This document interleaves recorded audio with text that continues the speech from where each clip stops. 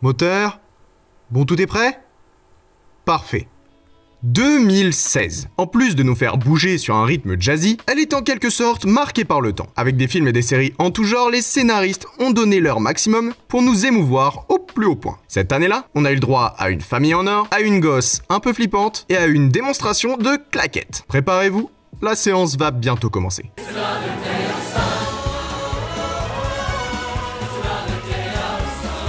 Qui dit nouvelle projection dit nouveau repère chronologique. Et 2016 est marqué par la diffusion du 11 millième épisode des Feux de l'amour. C'est tellement trop! Cette année-là, on a découvert la première saison de Stranger Things.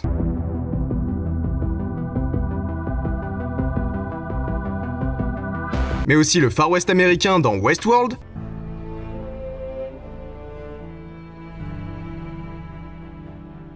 Et un paradis infernal dans The Good Place.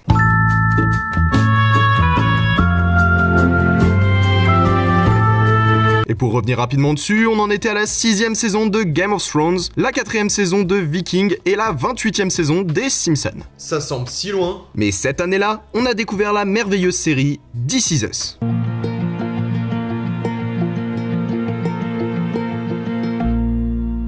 This Is Us est une série américaine d'actuellement 5 saisons. Elle nous raconte l'histoire de 4 personnes que tout oppose, célébrant leur anniversaire le même jour. Chacun de leur côté, ils vont découvrir la vie avec ses hauts et ses bas. Apprendre à devenir un bon père face à 3 enfants en bas âge, découvrir ses origines en faisant la rencontre de son père biologique, essayer de se dégager de l'image d'acteur comique pour réellement se développer, ou vivre en surpoids en faisant face au reste du monde. Voici quelques-unes des problématiques que nos protagonistes vont devoir affronter. This Is Us est l'une des meilleures séries que j'ai jamais vues. Et pourtant j'en ai vu des trucs. Entre les naissances, les drames, les réconciliations et les retrouvailles, la série a le talent des grands discours et des plans impactants pour nous faire fondre en larmes à chaque épisode. This Is Us, ça raconte la vie. Mais plus que ça, ça raconte notre vie. La vôtre, la mienne, celle de votre voisin, de votre grand-père, celle de votre cousin. This Is Us, ça parle de tout le monde, tout le temps, de tous les âges. On y voit la guerre et la paix, la haine et l'amour, la tristesse, mais surtout, on y voit la joie. This Is Us, c'est une leçon de vie. Un cours sur les grands et les petits combats qu'on doit un jour ou l'autre affronter à bras le corps. Ce qui est particulier avec ce show, c'est qu'elle nous présente le passé, le présent et le futur entremêlés, comme si tout n'était qu'un éternel recommencement. Ainsi, le parallèle entre les époques est d'autant plus appuyé par certains passages d'enfance et par les morales que l'on apprend en grandissant, se révélant plus importants qu'on ne le pensait. Si on voulait définir ce qu'est This Is Us, on peut dire que c'est la version réaliste des feuilletons télévisés ou bien la version scénarisée de la vie réelle. La série, bien qu'assez peu connue en France, est rapidement devenue un pilier de la télévision dans son pays. Nominée plusieurs fois pour recevoir le titre de meilleure série et meilleure série dramatique, elle recevra pas mal de récompenses au fil des saisons. De plus, l'American Film Institute l'a désignée comme programme de télévision de haut niveau. Et lorsqu'on connaît la série, il est indéniable que ceux qui la portent sont ses acteurs. Du génie à l'état pur qui a plusieurs fois été souligné, notamment aux Emmy Awards et aux Golden Globes, qui ont salué les prestations de Sterling K. Brown, Mandy Moore ou Chrissy Metz. Depuis quelques temps, c'est la chaîne TF1 qui a tenté une adaptation française de la série, mais je vous conseille fortement la série originale, ne serait-ce que pour le talent de ses acteurs et le personnage de Jack. Le meilleur d'entre nous. Alors que la 5e saison bat son plein, le studio qui l'a produit a annoncé très récemment que la 6e viendrait boucler la boucle de ce récit. C'est pourquoi je vous invite fortement à aller la voir. Elle est composée de 18 épisodes par saison et les 4 premières sont disponibles sur Prime Video. Et croyez-moi sur parole quand je vous dis que chaque minute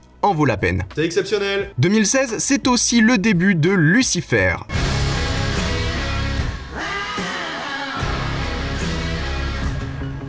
De la seconde saison de Better Call Saul,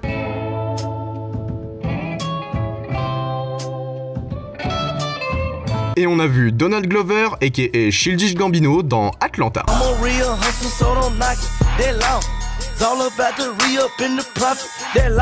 Du côté des salles obscures, on a eu le droit à de l'indescriptible. Je m'arrête plus sur les superlatifs. 2016 nous a montré un SOS fantôme un peu différent, des créatures magiques trop mignonnes dans les Animaux Fantastiques, et toujours plus de super-héros, que ce soit sur le parking d'un aéroport, dans un pays du Moyen-Orient ou au beau milieu d'un bâtiment en ruine. Ça fait beaucoup là, non? Mais cette année-là, on a pleuré sur des notes de piano dans La La Land.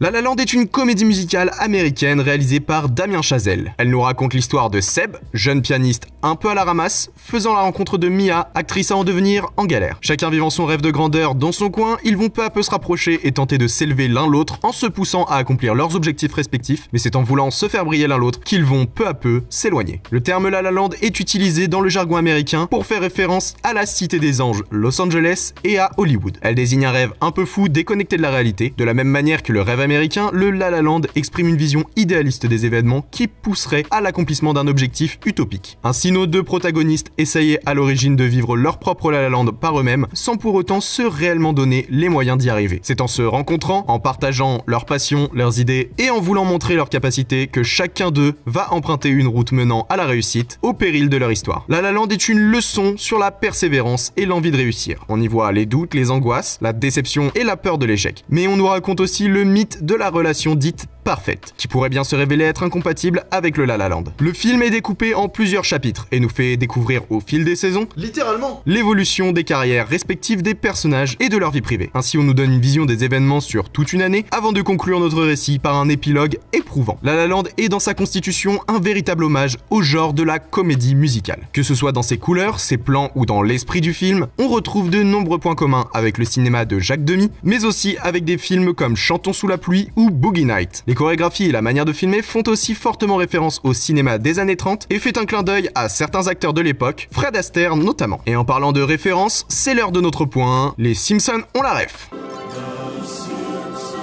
On la ref. Et oui, La La Land c'est bien, alors les Simpsons le montrent. Dans un des épisodes de la saison 29, nous retrouvons les personnages bloqués sur une autoroute et recréant la grande scène d'introduction de l'œuvre. Ils vont même jusqu'à parodier Another Day of Sun en Another Perfect Springfield Day. Le travail sur l'œuvre sera évidemment relevé et récompensé. Il raflera les plus gros prix dans la plupart des compétitions, souvent pour le titre du meilleur film, du meilleur réalisateur et pour le jeu d'Emma Stone, ainsi que pour sa photographie et le plus important, sa musique. Composée par Justin Hurwitz, la bande originale d'exception sera récompensée pour la meilleure chanson originale et musique de film pour le morceau City of Stars. Un jour j'en parlerai peut-être en IGTV. Allez vous abonner à mon compte Instagram. L'œuvre sera nominée dans 14 catégories aux Oscars, égalant le record de Titanic et de Eve. Il en remportera 6 au total, dont celui du meilleur réalisateur pour Damien Chazelle et pour le talent de son actrice, Emma Stone. Bah ouais, logique. Le film a même reçu pour quelques secondes la statuette du meilleur film. En effet, une erreur des présentateurs lui a permis d'être mis en lumière avant que l'organisation ne se rende compte de l'erreur et que l'on récompense le véritable vainqueur, Moonlight. Bon, j'ai déjà fait mon point Simpson, mais ils ont aussi fait un clin d'œil à cet événement à la fin de leur épisode.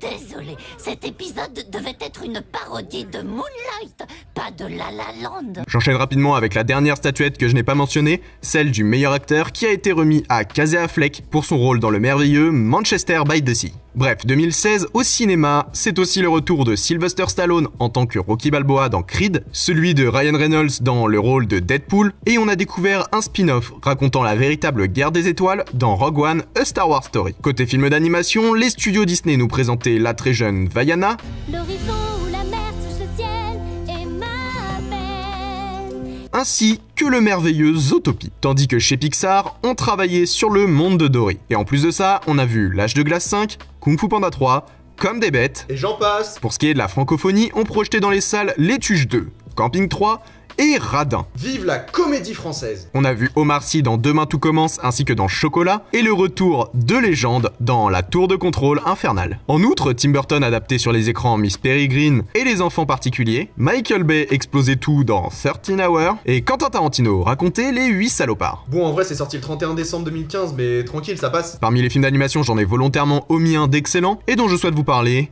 Your Name.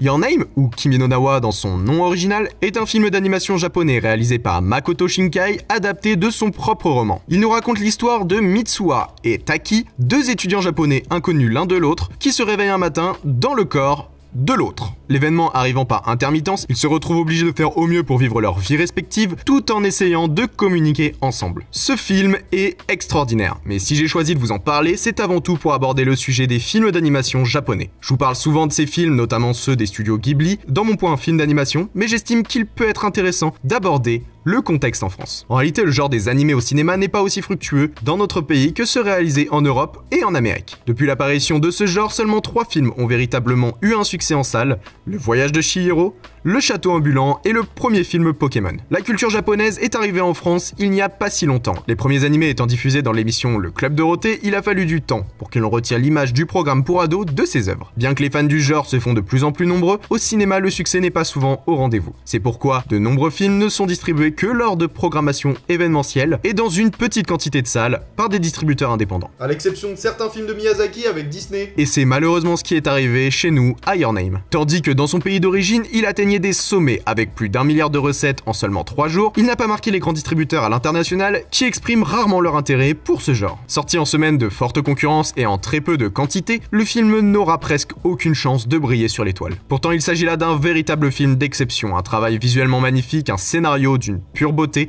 et des révélations impactantes. Le film arrive à nous montrer tout le potentiel du cinéma d'animation du pays du soleil levant, potentiel qui ne sera constaté qu'hors des salles de projection. Alors il est temps de tous se rassembler sous une même bannière et d'exiger, en tant que spectateur, plus de films de ce genre dans nos salles. Ouais, mais c'est pas un petit gars avec 100 abonnés qui va changer grand chose. Et pour vous, l'animation japonaise, ça mérite plus de visibilité? Dites-le moi en commentaire. Pensez à vous abonner et dites-moi de quelle année je pourrais vous parler dans une prochaine vidéo. On n'oublie surtout pas le pouce bleu, ça fait plaisir et ça aide toujours au référencement. Et voilà, c'est déjà la fin de la séance, j'espère que cette projection vous aura plu. Je vous invite à bien vouloir relever vos sièges et ramasser vos paquets de popcorn. Je vous dis à la prochaine pour la découverte d'une nouvelle année avec le projectionniste. Et cette semaine, je ne laisse pas le mot de la fin, mais juste quelques notes au piano.